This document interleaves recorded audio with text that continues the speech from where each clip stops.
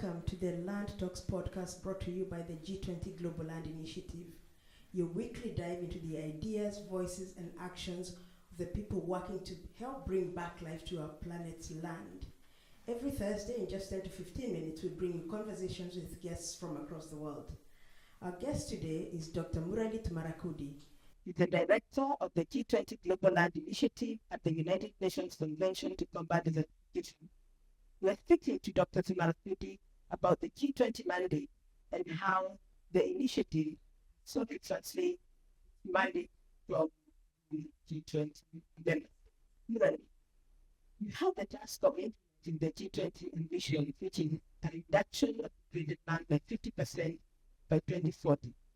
In your view, what does it take to mobilize global action for land restoration right now?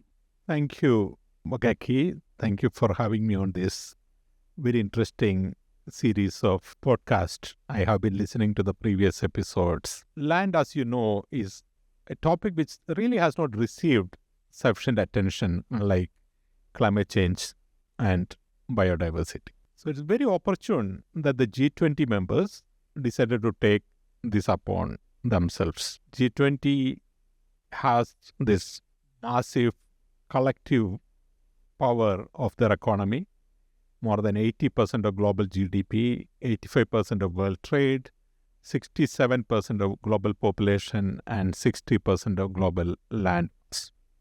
So when they together decide on an ambition to reach 50% reduction in degraded land by 2040, one can fairly hope that the chance of success are high because they have the land, they have the technology, they have the resources. What is now needed is focused action on the ground to follow up on the leaders' commitment. So the job of the Initiative Coordination Office, which I lead, is to constantly communicate with the G20 members about the mandate which their leaders have put upon themselves so that they can act within their countries, but not only because the ambition is global, so they have to go beyond and support the non-G20 members. It will take sustained action because land is not the only crisis out there. There is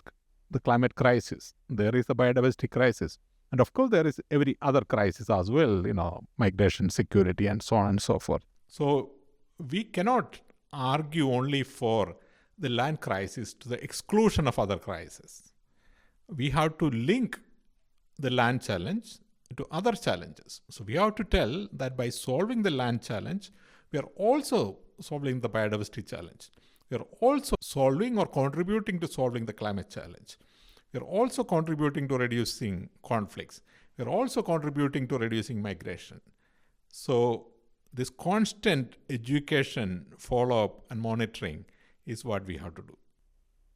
Thank you. Now, you have 1 billion hectares that have been committed for restoration by 2030. This is one of the mandates, I believe, that the G20 countries wanted us to do, is to support other countries or commitments that exist. How do you see your role in this? Billion-hectare commitment is one of the broad set of commitment. There has been commitment in the bond challenge. There has been commitment in the climate domain. There's commitment from the land degradation neutrality. And bringing them all together, we have come to this 1 billion hectares. But the reality we are facing with is that not only that we are not restoring enough, we are actually degrading things further. So our first job is to show this mirror and say that yes, there are this huge commitment, and yes, it is not happening. And this is a sad reality. And if you were to keep business as usual, then clearly we are going to miss the 2030 targets as well. We have to understand as to why these commitments are not translating into action. Do we have the resources needed? 1 billion hectares probably would need $1.5 trillion. The UNCCD estimate, which was published in last COP, shows that of the need of $2.7 trillion, the available finance is nowhere near what is needed to translate. So money is clearly one. But that's not the only challenge. If we did have the money magically, we still do not have the human resources needed to translate this into hundreds of thousands of projects, with each of them restoring tens of thousands of hectares.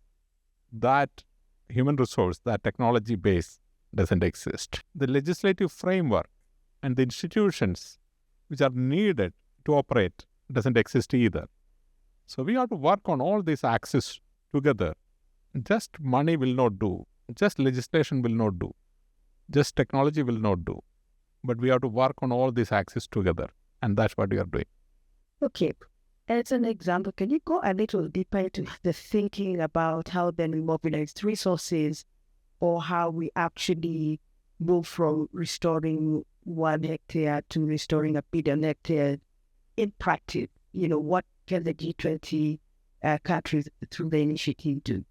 Our strategy is really not to go after money as the starting point. We feel money will come as an outcome of other actions. For example, if we have national legislations mandating land restoration, such as the EU restoration law is now doing in Europe, that will force the governments to look at their own budgetary process and say, okay, now we have a legislation.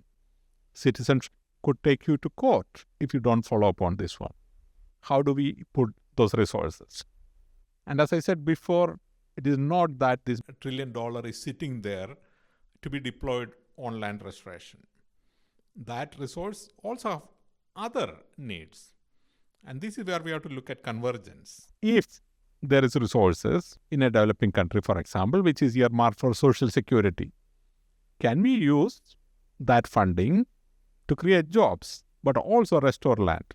Then there is convergence. Then those resources will. If there is resource in a rich country which is planned to be deployed for biodiversity conservation, can we deploy that on land so that you achieve both biodiversity conservation and land restoration? Climate finance is really obvious. There is increasing call for funding for disaster risk reduction.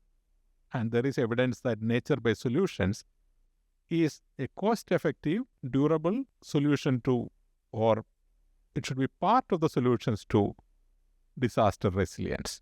So can we get those resources to move into land restoration? So it is these type of convergence we are seeking to raise resources.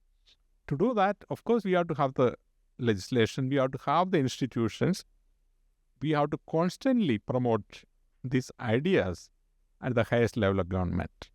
That's what we are trying to do. Thank you. Do you have an example of one of the activities that excite you as you move towards restoring the billion and to also reducing degraded land by 50% by 2040? What excites you?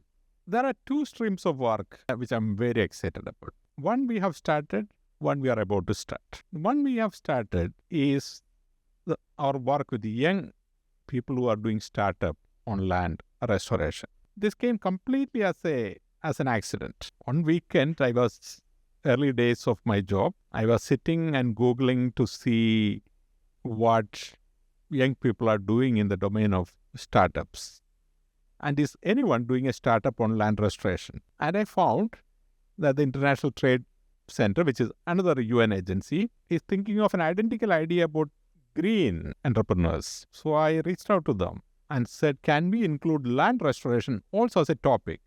Can we search, are there people out there who are trying to do land restoration so that we can seek them out, we can promote them? And we had just 1 week and we found 87 of them globally.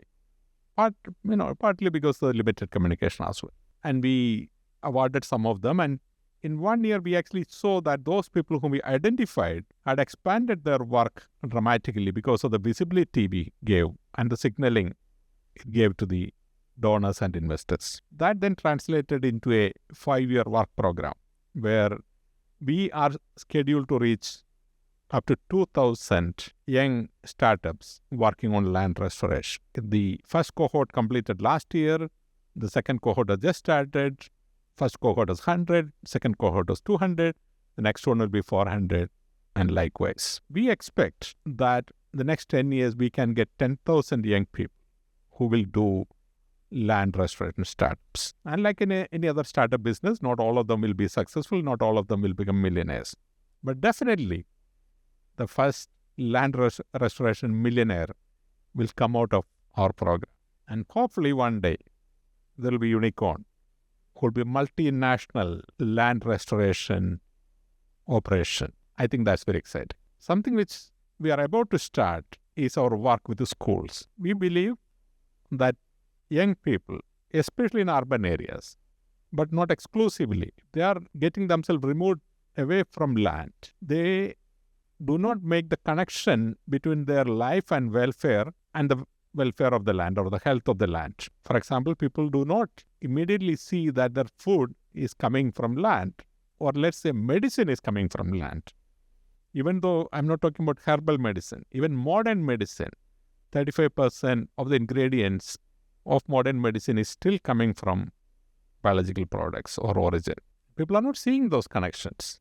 People are not seeing the connection between clean water and healthy soil. So when the land is degraded, especially in remote areas, that compulsion to act on it is not there. So we have to connect our people back to the land. So our dream is to have a land restoration laboratory in every school, every 10 million school in the world, so that every child in the world would learn how their life is intrinsically connected to healthy land, and hence they will have an urge to protect it by growing up to be professionals in the land restoration, by ensuring that their activities is not degrading land regardless of the profession they go. When they take up leadership positions, they would definitely act in a way which is better for land, but also citizens of the world, they will put pressure on their leadership to do more on land. That's a 20-year horizon picture which we have. I'm very excited. Those are exciting things. Working with young people, obviously, and working with children, it's always fun. And I think for me, the fact that you get to the generation that can change how we live or how we see the world, I think that's very exciting. I have one question that we ask every person that we interview on this podcast. What is true? What would you say is always true if you restore degraded land? It pays back. The environmental economists would say that $1 invested in land restoration could give you a return of $7 to $30 of return. Many of them are environmental values, but my own experience as a farmer, but my own instinct as a land expert is that it is not just externalities land restoration is paying back. It can pay back in real value. Urban land restoration can increase the value of your property manyfold. Agricultural land restoration will increase productivity, and your production will increase year after year, paying it back directly.